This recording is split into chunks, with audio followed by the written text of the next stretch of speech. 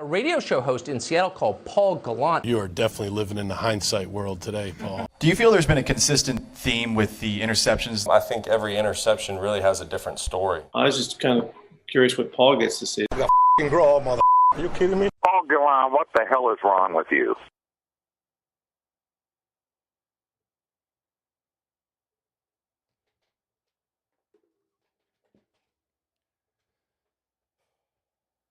Hello and welcome aboard another episode of the Gallant Says podcast, available wherever you get your podcasts, Apple Podcasts, Google Podcasts, Spotify, Stitcher, and SoundCloud, live on twitch.tv/Gallant Says or youtube.com/Paul Gallant every single weekday afternoon at 1 Central. It is November 9th of 2022. Hope you're having yourself a great hump day.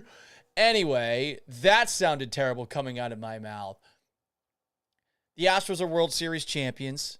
Today they had a press conference to announce that they are keeping Dusty Baker for the remainder of the year. But there was some confusion over whether or not they're going to bring back their general manager, James Click. James Click is in Las Vegas right now at the general manager's meetings. And when asked about the press conference that was set to take place this afternoon, he said he did not know what said press conference was going to be about. At that press conference today, Jim Crane did say that they are working towards some sort of contract extension and that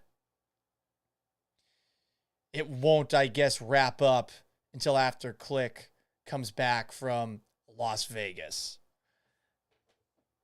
And then there was an article put together in the Houston Chronicle with this title. I'll show it in the picture-in-picture right now. It's something else. Hang on. Why is the picture-in-picture not working right here? That's kind of annoying. Whatever the case, the headline reads, "Chasm between Astros James Click and Jim Crane remains, but Dusty Baker returns." Chasm! And Fuentes Respecter on Twitch says it was a huge nothing burger. King of all Twitches says, who's being coy? I'm glad that King of all Twitches asked that question. Because, look, I think that there is a I think there is a legitimate point to be made that, and here we go. We have the headline and the actual article itself right here. I think there's a legitimate point to be made that we're only hearing in this article James Click's side of the story. Let's go through it. Chandler Rome writes, and let me scroll down a little bit further to find the little portion of this article that I found to be interesting. Here we go. Click's future remains in serious doubt, and he spent 20 awkward minutes on Tuesday making that apparent. The Astros are masters of mangling situations. Somehow they are succeeding again, just 3 days after capturing a World Series championship, shifting the conversation from a celebration to another clumsily handled piece of their history.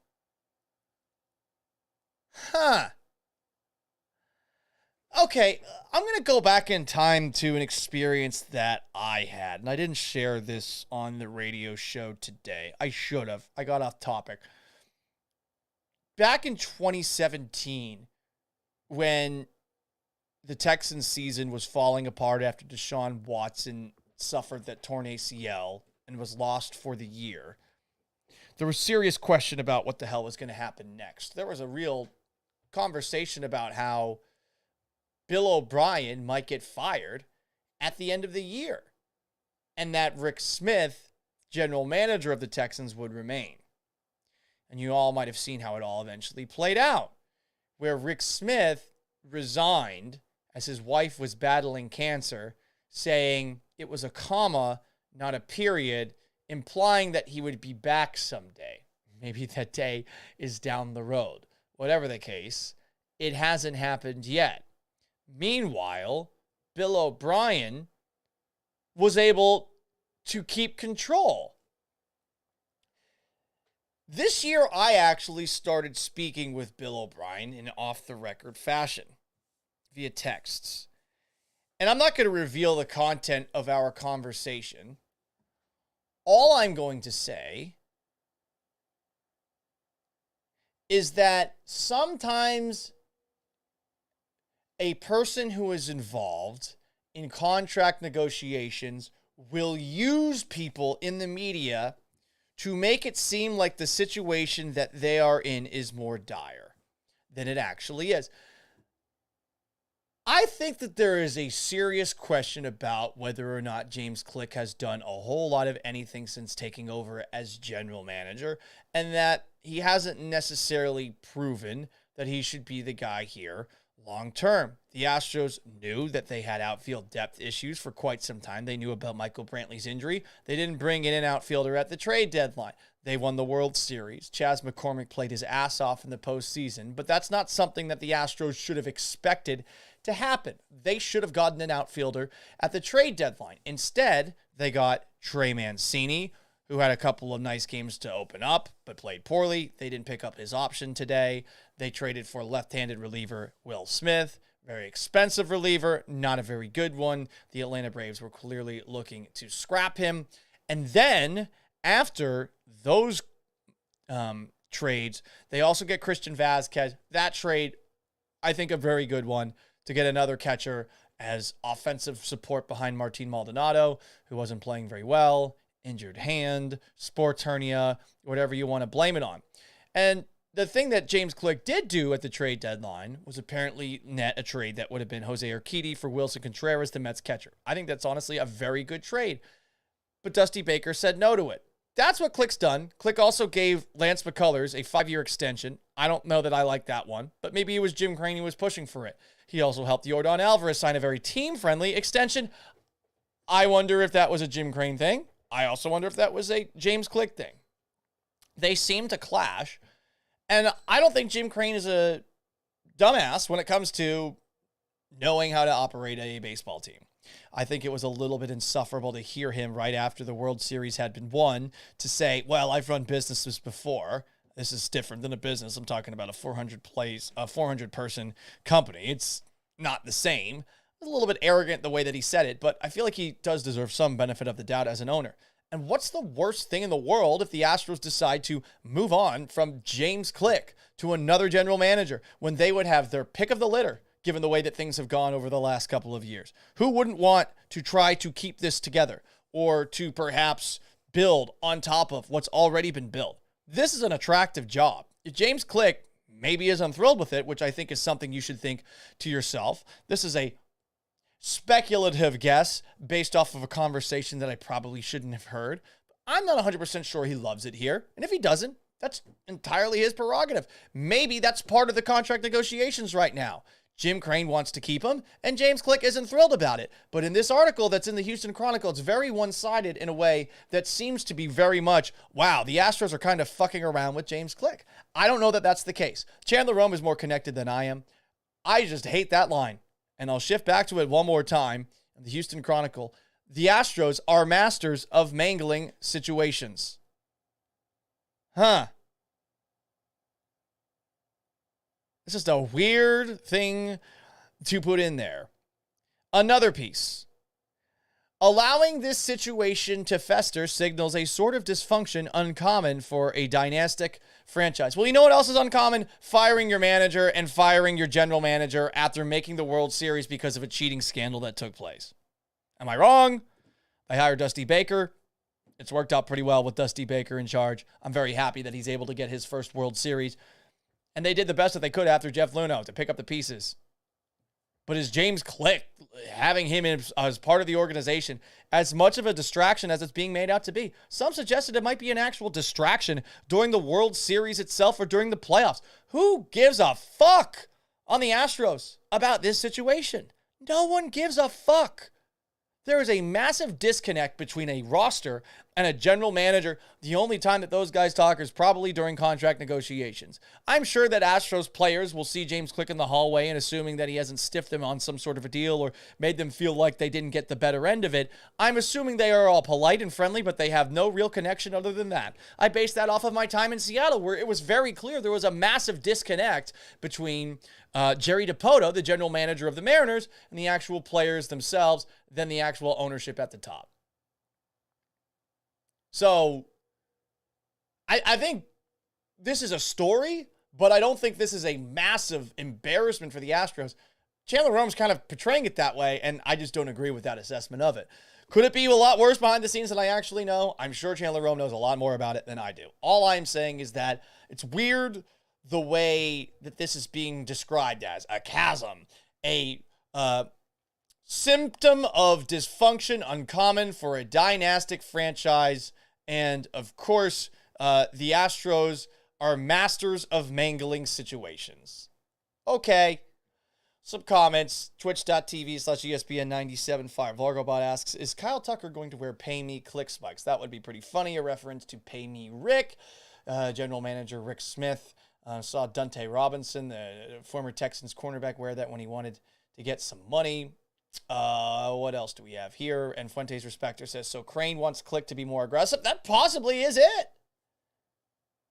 E315 says Click makes the bullpen signings. I'm not the biggest fan of the Presley extension, though Presley was awesome this postseason, so it seems merited at this point in time.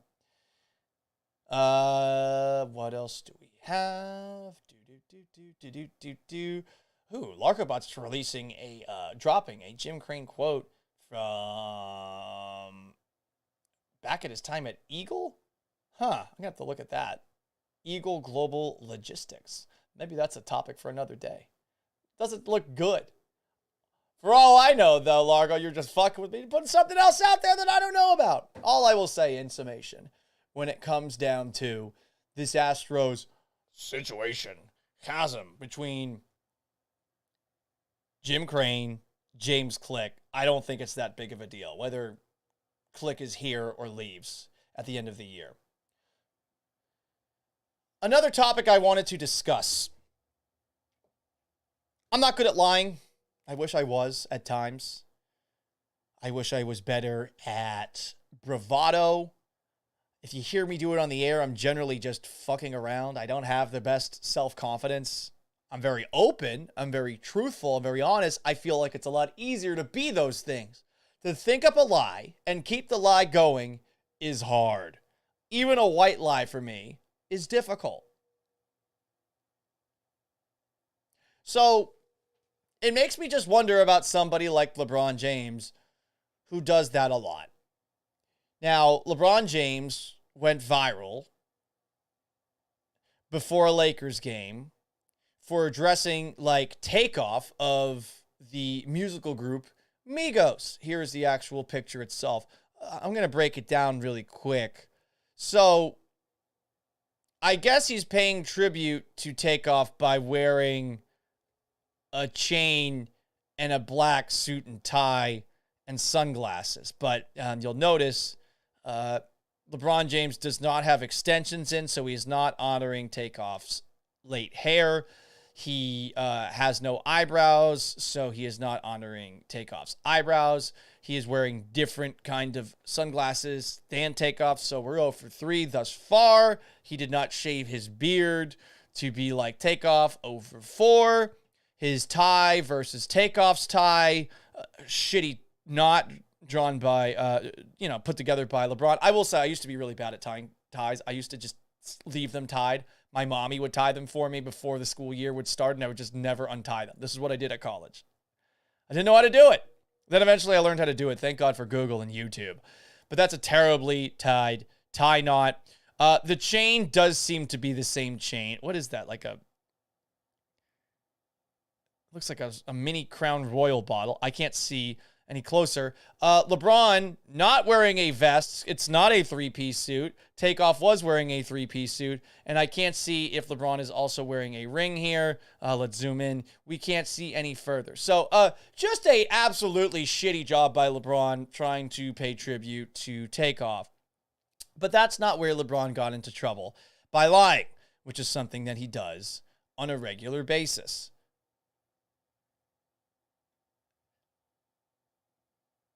When he was asked about the actual outfit he put together, here is what LeBron James had to say at his press conference. I've been listening to those guys for so long. I was listening to those guys when my first year with the Heat in 2010. And you can ask any one of my teammates back then, they had no idea who the Migos was. They were like cursing me out when I would play it throughout the weight room, would play it throughout the locker room. I was like, I'm telling you, these guys are next. I'm letting you know right now these days, like, turn this off. I don't want to hear this. So here's the problem, and I'm musically stupid. I wouldn't fucking know whether or not. I didn't even know that Migos was a group. I thought it was one guy until I heard that Takeoff got shot and killed here in Houston. So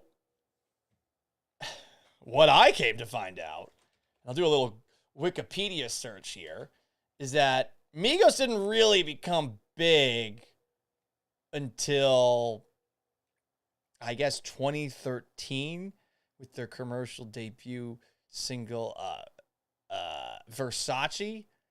And they formed with a first full-length project in August of 2011. So maybe LeBron's just off on his years, but he says it so confidently. Hey, when I first joined the Heat, I was playing it, and I was in on them first. So he's one of those guys, too. It's not just that he is so sure about something that he clearly didn't double-check or fact-check before he made somebody dying all about himself at the press conference. It's that he had a story behind it. And a story that it's just hard to believe unless he is like confusing 2013, 2014 with 2010, 2011. So all I'm saying here is that he's sounding like he's making shit up. And that's not the first time that LeBron's done that. Here is a really funny moment in time where LeBron said that he had photographic memory, which I don't think anyone has, and also said that he had watched The Godfather 20 times in one weekend. This is like Russell Wilson saying he's been rehabbing for 48 hours in a 24-hour day. 20 times in a weekend, 3-hour movie. Weekend's 48 hours long. He's claiming he spent 60 of 72 hours watching The Godfather. And even worse, a reporter asked him a question, and he didn't handle the question very well, generally the mark of somebody who may be fibbing. It is a question not related to the game, but since it has been a lot of publicity yesterday and today about Godfather Part 2, which is the scene or the moment or the phrase or the quote you like more from the movie? Oh, from The Godfather. It's so many different phrases and too many different lines in that movie to just categorize one. Literally just remember any, you stupid motherfucker. Just one. Leave the gun. Take the cannolis. Boom. Made him an offer you couldn't refuse. Boom. You can act like a man. What's the matter with you? Boom. That's just off the top of my head, and I haven't watched that movie in over a year. Hell, quote the guy that finds the dead horse head in the bottom of his bed. Ah! You know, like that. That works. It's not that fucking hard. Some funny comments on Twitch. Didn't LeBron get photographed holding a book upside down with fake glasses attempting to read? That might be the case. I know that very often he has been seen in public reading, and he's generally on the first page of the book. LeBron actually tried to talk Takeoff out of going to that dice game. If Takeoff had listened to LeBron, it would have saved his life. Hashtag built different. No, that's Mark Wahlberg. That's what Mark Wahlberg would have said about it after the fact. You know? I might have to look up this story, by the way. I had no idea, Largo Bot, about that Jim Crane story. I really had never seen that before. I'm going to have to read that at some point. Maybe we'll talk about it tomorrow, seeing as I don't know what the fuck we're going to talk about going forward in the world of sports. So, listen, that's just the LeBron James experience. It's kind of how he operates. We have some other news in the world of sports. I think some people are very curious as to what's going to happen with Brittany Griner. Well, we found out today that Brittany Griner is being transferred to a Russian penal colony, which her family has been dreading since her conviction on drug charges in August. Her lawyers don't know where she is or where she's heading. So, that's bad. The transfer began Friday. Per her attorneys, a transfer takes weeks or months. And Griner's attorneys and U.S. officials were not aware she had been moved until Tuesday. Her family might not know where she is for some time. Notification is given via official mail and normally takes up to 2 weeks to be received. These are worse conditions in the Moscow jail. She found herself in this situation by being careless. I think, though, we can all say it fucking sucks that she's going to a penal colony. However you feel about her, the idea of an American in a penal colony, specifically a Russian penal colony, that's not a good one. And I know there's some of you out there who are probably going to be like Ian Rappaport or James Palmer, who had a little NFL Network interaction a couple of months ago that went like this. Ian, are you okay? You were tackled? Are you okay? I've been through a lot worse. Listen, if Ian thinks he can survive in a Russian prison, which apparently he believes, a tackle from Nathaniel Hackett is the least of his problems. That was not really for air, but sure. I would say that's true. James Palmer, just pull back the curtain on the conversation we had off the air during the commercial. We're happy to report that he is okay. I feel like Siciliano didn't handle that great. I know Siciliano. I like him. I like James Palmer a lot, too. Rap Sheet, I have interacted with before. I'm not the biggest fan of Ian Rappaport. I think if you're talking about whether or not you can survive in a Russian prison off the air, that's not a bad conversation to have. I have no problem with it. I don't think that's offensive or anything like that. Maybe it's a little bit tone deaf, but like, shit, who hasn't wondered if they would be able to survive in a Russian prison or in a Russian penal colony? What's a Russian penal colony like, you might be asking? Honestly, I didn't fucking know until today. Here's an article from unheard.com. Inside a Russian penal colony. Organized into work brigades and subjected to the violent whims of sadistic military guards, the day-to-day lives of the inmates in a Russian penal colony are punctuated only by malnourishment, corporal punishment, and death. Jesus. The penal colony is a place where the authorities can act with impunity, free to torture prisoners in the hope of extracting a false confession. Such a description no doubt evokes memories of the worst years of the 20th century, totalitarian horror, blah, blah, blah, blah, blah, blah. It is not one that somebody would immediately associate with anywhere on the modern European continent. But the truth is that 30 years after the collapse of the Soviet Union, places like this continue to exist in Russia, as Alexander Navalny, who was Putin's most prominent political enemy, was finding out. He was transferred to penal colony number 2, which is in the town of Pokrov, 2 hours east of Moscow. It would be his home, I guess, for the next 2.5 years. This article was written in 2021 after he was found guilty of breaking a parole violation. Unlike Germany, where the death and concentration camps of the Nazi regime have become monuments of the sins of fascism, continue this article, the spirit of Stalinist oppression so vividly described by Alexander Solzhenitsyn has survived in modern Russia, with penal colonies constituting an integral part of the country's correctional system. In fact, these corrective labor colonies are the most common type of prison in the Russian Federation. Some of the modern labor camps, including the notorious penal colony number 14 in Mordovia, exists on the site of their Gulag frontrunners. Jesus. Indeed, in many cases, all that has changed is their name. From falling under the auspices of the Gulag, a Russian acronym for Main Camp Directorate, to today's Federal Penitentiary Service. Little else has changed, with many of the buildings and facilities in the penal colonies dating back to the time of the USSR. Yeah, that's a bummer. That's a bummer. I feel bad for Brittany Griner. I'm not going to lie. Again, she made her own mess. I think you're allowed to feel bad for her and also say, yeah, she created the situation for herself, and I'm not going to be one of these random NBA players who think that we should free her at all costs, including trading an arms dealer for her. I mean, she's a WNBA player, and I hate to, do the old politics thing where you make decisions that are in the best interest of your country, national security, etc. I don't know, maybe be smarter, but you can still feel bad. Twitch.tv/ESPN. Check that. I keep on giving the wrong Twitch. Twitch.tv/Gallant says, Bob's for, she's an American, need to bring her back regardless of what anyone thinks of her. But Fuentes Respecter says she should stay as long as everyone else. #equality. Bring back our American heroes first, says King of all Twitches. There's a Marine. I forget what his name. I think it's Paul something. There's a Marine still locked up. Need to bring him home as well.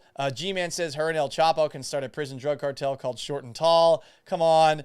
Largobot, a Marine gets locked up every week in the 97.5 Twitch. Yeah, there's a little bit of censorship that goes on the ESPN 97.5 Twitch from time to time. It is not created by me, okay, guys? Gosh. I don't know how you bring them back. I would like to see them brought back. That's my take on it. And I feel bad for Brittany Griner. I actually do.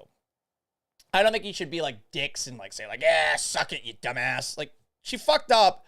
It's a mistake that isn't like the worst mistake you've ever heard of. I think some people packing late, going to the airport, we all deal with that. But the problem is when your main source of income is playing basketball in Russia, and that's what it is generally for female basketball players, you probably should be planning this a little bit longer in advance and be a little bit smarter about perhaps smuggling drugs into the country. And her excuse for it wasn't a great one. It was like, well, I was running out of time, blah, blah, blah, I forgot. Like, it wasn't good. You brought him in, you tried to sneak him in, you got caught. Russia has different laws than the United States. That sucks. That's really what the whole thing should be. Instead, it turns into, like, God forbid I defend Joe Biden on something, but, like, what? This is Biden's fault that he's not bringing her home? This is very low, I would imagine, on the scale of priorities for the old government. And by the way, we did see late last night that a lot of people got elected. Yeah. What I do know, because I wasn't paying that much attention because I hate online Twitter during elections, is that Greg Abbott's going to remain governor of Texas. That's not that surprising. And that there are a lot of people pissed off online that, one, a bunch of Republicans got voted in, or two, that not enough Republicans got voted in. I went online, and yet, again, every 2 years on the big election nights, everyone acts like either the sky is falling or this is the greatest thing ever, forgetting the fact that all politicians blow equally because their interests are the interests of the people that pay them more than their government salaries, not you, the voter. Not even them, the possible revolutionary idealist, Like, that's just not how it goes. It's a bummer. It's a shame. I am very jaded and nihilistic when it comes to trust, faith in politicians. King of all Twitches said Pennsylvania voted in a dead man. I don't know if that's true or false. Not surprising, honestly. If that were to happen, it's happened before, I think. Dead people have been voted in. There are two people online who I find to be insufferable about politics. One of them is Rex Chapman. How bad were the tweets by Rex Chapman? Well, we can just scroll through his Twitter account. What do we have here? Wanted to thank all the folks who fought and battled for the Dems over the past 2 years. More work to do always, but well damn done. Team game. It's weird that he is like falling in line with a specific political party. I think it's a bad look for anybody online to do it. Larkobot says, democracy was on the ballot, Paul, or so my crazy neighbor told me in the elevator. What else do we have here? Loser speak, retweeting, I guess, a one-on-one with Donald Trump. Imagine teaching your kids this legend. It's just essentially a bunch of left-wing leaning tweets that he's retweeting, repurposing, because he doesn't have any original thoughts of his own. Rex Chapman, for those who don't know, was an NBA player, and now he is a social media influencer per his Wikipedia, a high school phenom in Kentucky, played for the University of Kentucky, first draft pick of the expansion Charlotte Hornets, played on 4 NBA teams in 12 years, became addicted to opioids, was arrested for shoplifting, went to drug rehab for the 3rd time, overcame his addiction. He's had several jobs with NBA teams, vice president of player personnel at the Nuggets. He's a broadcaster for University of Kentucky basketball games. You see him on CNN. I don't get the broadcasting side of his career. I really don't. I don't get why he is the big deal that he is. I really don't. I find Dogsbra to be highly unoriginal. And then on the other side of things, too, just so for the sake of being fair and balanced, you have Clay Travis on the other side of things from Outkick the Coverage. I think Clay Travis is fake. I know this based off of messages that he has sent to other people, basically admitting that he has capitalized pandering to a very specific audience, those leaning to the right, even if he doesn't 100% believe in those things. You know what? If he's made money off of it, I suppose all the power in the world to him. But you have some of the same insufferable tweets from him. The more that I read these, I don't even want to fucking read them, honestly, now that I've started to. Just going through their entire Twitters and just the consistent, hey, this is what my team says. Hey, this is what my team says. What my team says is right. What my team says is right. Fucking them all. Twitter sucks during elections. I don't get why people go on Twitter during elections. It's miserable. It's sad. It's pathetic. It's tiresome. And you act like someone getting voted in is going to change anything. We're stuck in the same system. We're always going to be stuck in the same system. It's depressing, boring, and awful. All right? That's where we are. I wish I was more on top of it than I am. I'm honestly still trying to get back into just knowing about anything outside of the Houston Astros after the last month. Bad job by me on that front. But anyway, I hope you enjoyed today's edition of the Gallant Says podcast, which you can get wherever you get your podcasts: Apple Podcasts, Google Podcasts, Spotify, Stitcher, SoundCloud, and Stitcher. G-Man, thank you very much. He says thank you for all you do. Your show is the best sports show on YouTube. I hope so. I don't know if that's necessarily the case. We spent half the show talking about politics and penal colonies. Anyway, so long. Farewell. Beto could rebrand as Irish and move to Boston. Maybe that's the next step for him. Appreciate y'all tuning in. If you haven't already, you can interact with the show live, twitch.tv/GallantSays, youtube.com/Paul Gallant, or you can also subscribe to this podcast on iTunes, Apple Podcasts, Google Podcasts, Spotify, Stitcher, SoundCloud. I think I said that already. So long, farewell. Have yourselves a wonderful Wednesday. We'll be back at it tomorrow.